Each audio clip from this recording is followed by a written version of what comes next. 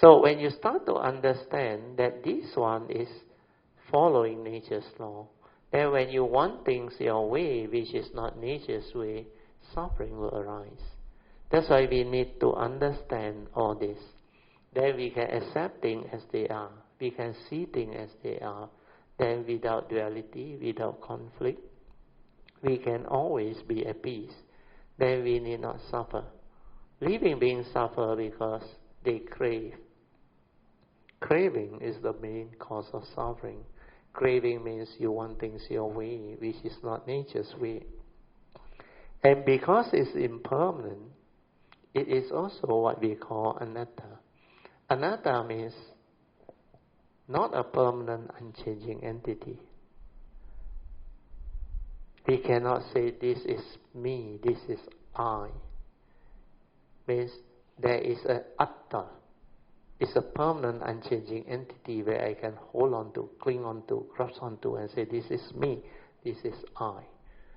Then I can decide what I want to do. But like the physical body, our body and mind, as we know, it's subject to nature. Nature's phenomena, nature's law. It's dependent originating. It's not a permanent, unchanging entity. That's why we call it the anatta nature. Anatta nature means not a permanent entity that we can cling on to, hold on to. That's why it's non-self. Non-self. It's not self or no self. These are the two extremes. Self means permanent, unchanging entity. Through observation, we already know it is impermanent. That's why it cannot be self. That's why it is in between, non-self. So non-self is not self or no self. No self means totally empty, nothing. But there is something. But this one is not a permanent, unchanging entity. That's why this one is anatta. So the human being is anatta, but is subject to karma. Whereas the true nature is not anatta.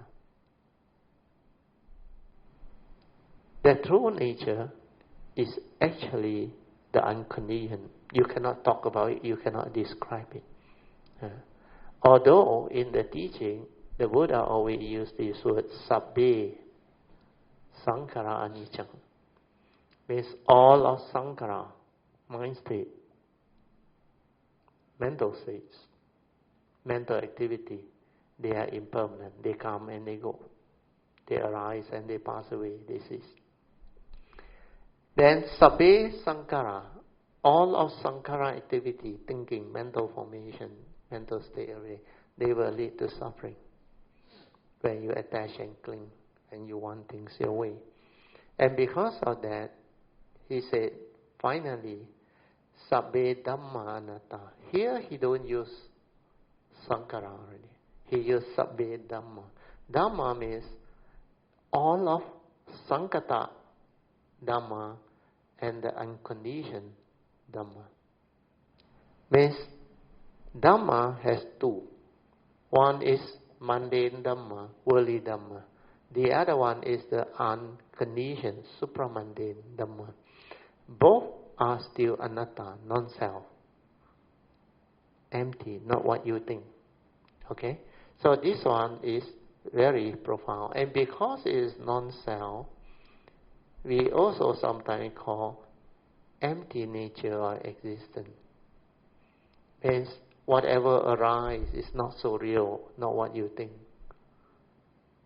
When you understand the unconditioned Dhamma, you will understand all this. But if you fail to understand the unconditioned Dhamma, you cannot understand all this. So these three universal characteristics, the moment you insight into it, you will awaken and develop the wisdom. And this wisdom is what enlightenment is all about. So this one will lead to enlightenment.